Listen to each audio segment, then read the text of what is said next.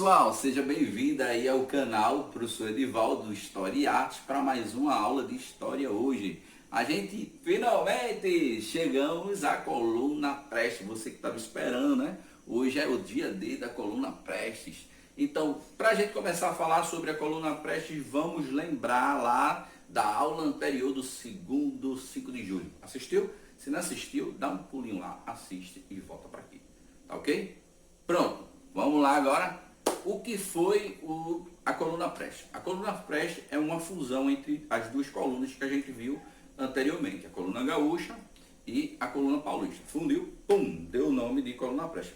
Ah, professor, eu já ouvi falar também em Miguel Costa. É porque Miguel Costa, ele e Isadoria Lopes, eles faziam parte da coluna paulista e lideraram muito tempo, já na coluna Prestes também, a marcha de caminhada. Então, em muitos lugares, eles batizaram de coluna Miguel Costa.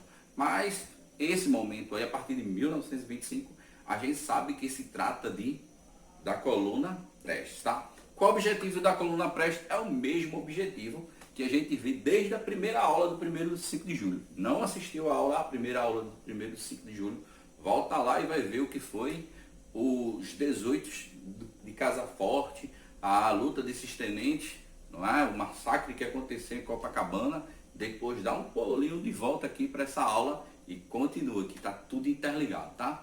Então, o objetivo, levar a educação para o Brasil. O Brasil era completamente instruído. Então, os tenentes pensavam o seguinte: se a gente conseguir educação para o povo não vai mais eleger político corrupto.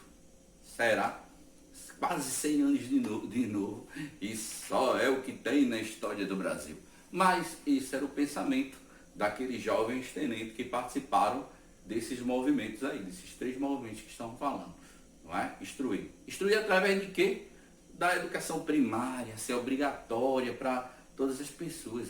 A gente viu na aula 2 lá que a educação no Brasil não tinha obrigatoriedade, então era muito restrita, as pessoas não tinham conhecimento. Então, quando eles começam a marchar em 1925, eles vão pelos interiores, passam por muitas cidades, não é? Acho que mais de 10 estados, percorrem 2.500 quilômetros com mais de 1.500 pessoas. A maioria, majoritariamente, eram formados por homens, tá? Então, chega um certo momento que eles começam a ver que o movimento não estava ganhando força.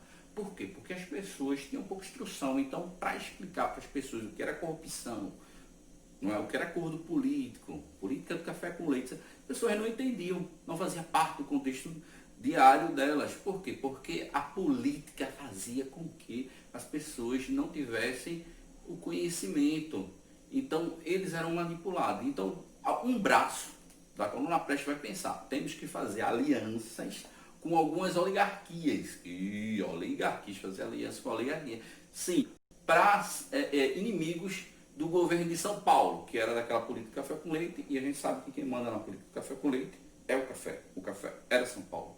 Só que o chefe desse movimento aí, né, aquele líder, o mais respeitado, que era Luiz Carlos Prestes, ele não concordava. Para ele, todas as oligarquias eram farinhas do mesmo saco, tá? Então, ele não deixa com que isso aconteça. Correção aí, tá? Com que isso aconteça. Então, o que é que vai acontecer? Cada vez mais, a pouca adesão vai desanimar as pessoas, não é? As pessoas do movimento. Vão acontecer batalhas, vão ser vencidas essas batalhas, inúmeras batalhas, 2 anos caminhando pelos interiores. Por que venceram essas batalhas? Ficaram invictos. O movimento, todas as batalhas que ele participou, saíram invictos. Porque não foram travadas nas regiões dos centros urbanos.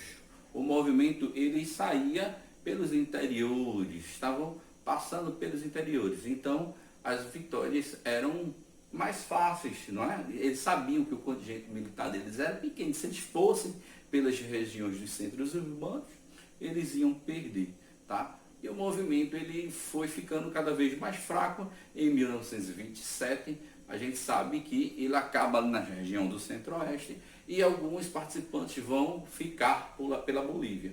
Até o seu líder, né, que é o Luiz Carlos Prestes, ele vai ficar na Bolívia. É a partir daí que ele vai começar os estudos dele sobre o comunismo. E ele vai se aprofundar nesses estudos. E depois ele só vai voltar para o Brasil em um outro contexto, já lutando por um outro sistema de governo, não é? Que é um período da Era Vargas. Mas isso aí já é um assunto para uma próxima aula, a gente falar sobre Era Vargas e Luiz Carlos Prestes nesse contexto, tá? Então assim, finalizando, esse movimento ele não teve sua vitória, seu objetivo.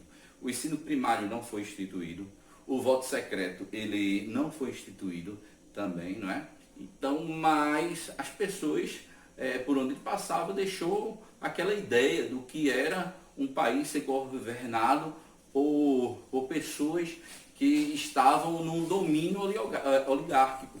Então isso aí já foi uma coisa muito boa, não é? Então a gente vê que o final do movimento, não é?